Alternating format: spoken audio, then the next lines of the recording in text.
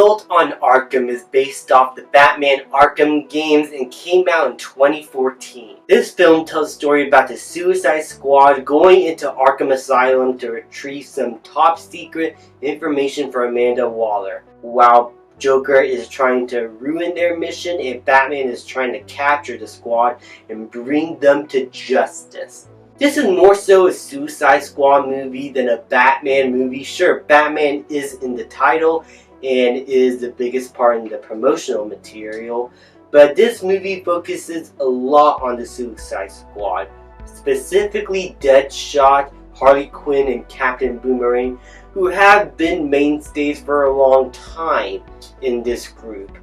And I think this movie handles these characters very well and their sort of friendships. I'll say more so kinships with one another. They have this level of respect with each other, especially Deadshot and Harley Quinn, but they are not friends, so to say. They do not like each other. They are still criminals. There's still a level of non-trust that they have with one another, and it creates a sense of suspense on whether or not these characters are going to betray the team and the mission in favor of their own nefarious goals and plans. But it also adds another level of suspense when you don't know if any of them are going to come out alive. Because Amanda Waller, once she pushes a button, one of these characters or all will die if this mission fails or if they go off mission for any sort of reason. And I love that about this movie. I love how it's able to keep you on the edge of your seat with the suspense it builds with the characters and who's involved in this team. And I love that about this movie. I love how this movie is able to keep so much suspense going until the very end, which gets completely bonkers, by the way, and I love it. Talking more about the team, as Captain Boomerang, Harley Quinn, and Deadshot are the ones that know each other, and in film, they have been through a lot together in the Suicide Squad group.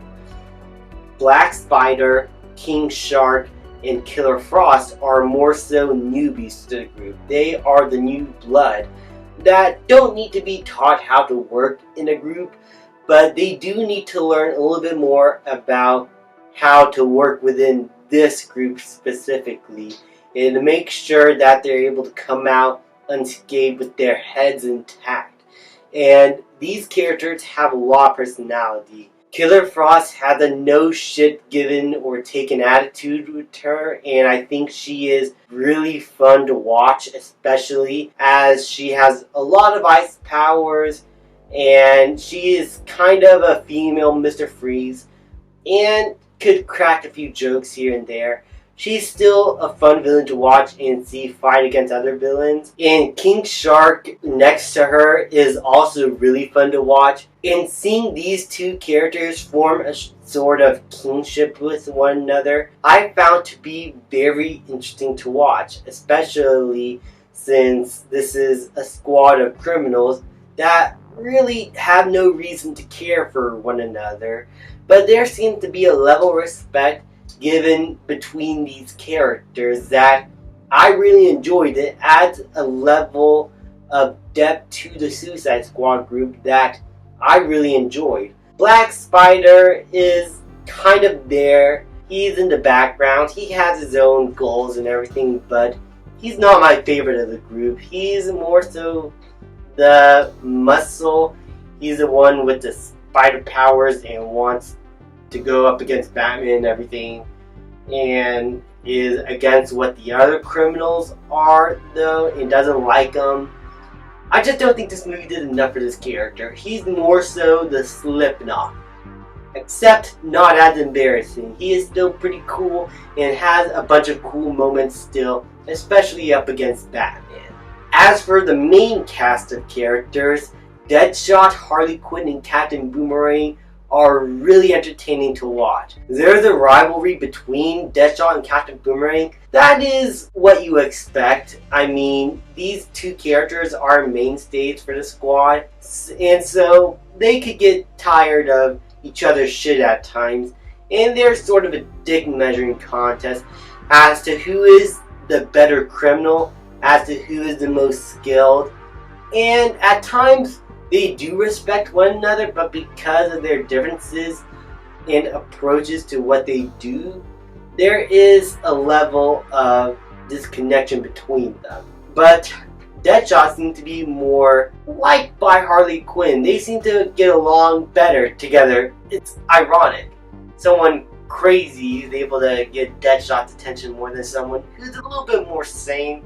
But Harley Quinn in her own right is very entertaining and funny as always, and serves the group very well as someone who has insight into Arkham Asylum and is able to get the job done in ways that doesn't just involve her punching someone or hitting someone with a baseball bat. The actress for her does a really good job with the voice. It really sounds like Arlene Sorkin. Rest in peace.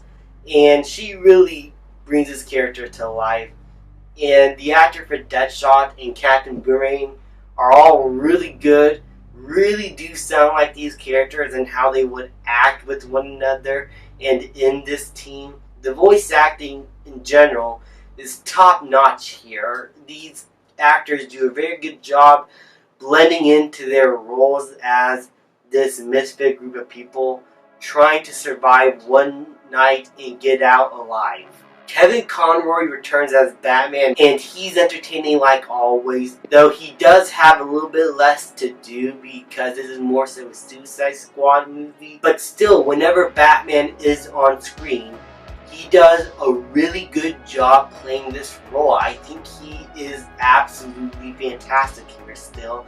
And there's one fight scene between Batman and the Suicide Squad that I absolutely loved, and it's in a little warehouse section, and he's just beating their asses. And you can tell throughout the film they're a bit more organized. They know their shit, they know what to do, they plan things out. But once Batman comes into picture, these characters are unplanned, uncoordinated, they're messy and sloppy. You could definitely tell Batman has inflicted fear upon each of these people at some point in their lives, and it was just awesome to see. And this leads me to the rest of the action. It is amazing. At points I thought I was watching an R-rated animated film, but that goes to show just how hard-hitting, just how fast-paced this action is, just how much tension is put into it, how much brutality there is. Like, this action here in animation, especially for direct-to-DVD or Blu-ray, is absolutely incredible. I love the way this action was helmed here, and I would have loved to see this in theaters. This is a hand-drawn animated film, and it is direct-to-DVD, so the detail and quality is not top-notch, but for what it is, I think the realistic designs of these characters work very well enough for me to be invested in this world. I think nothing in this movie in terms of animation and production design took me out of it. This was a really well put together world of Gotham. The character designs are more so realistically proportioned, though there are times where can get a bit exaggerated, but this is going for a more realistic look. The body proportions, the way these characters look, the way the buildings are, and how the backgrounds are painted and animated. It is definitely a more so realistic take. And it's because it's trying to go for something darker, a bit more mature, and it worked very well for what it is. And I think the animation helped make Gotham feel more lived in that regard. It's just not top notch, is what I'm trying to say, because of the limitations and budgetary stuff behind the scenes. That's direct to Blu-ray, so don't expect top tier animation. But for what it is, I think it was able to pull off what it wants to do very well. I think the only problem I have is that the Joker doesn't really have as much to do as a villain apart from causing chaos.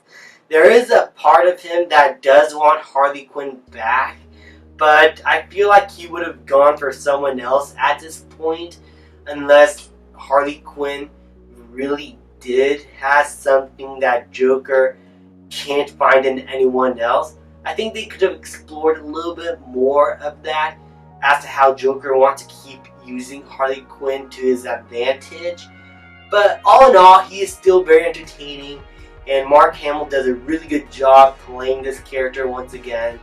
And as I said, the final act gets crazy and wild, and I love it.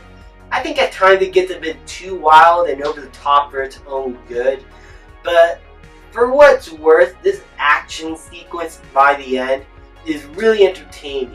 Amanda Waller herself is scary and does her thing as someone who's behind the scenes that is ready to pull the trigger on one of these criminals if they ever step out of line.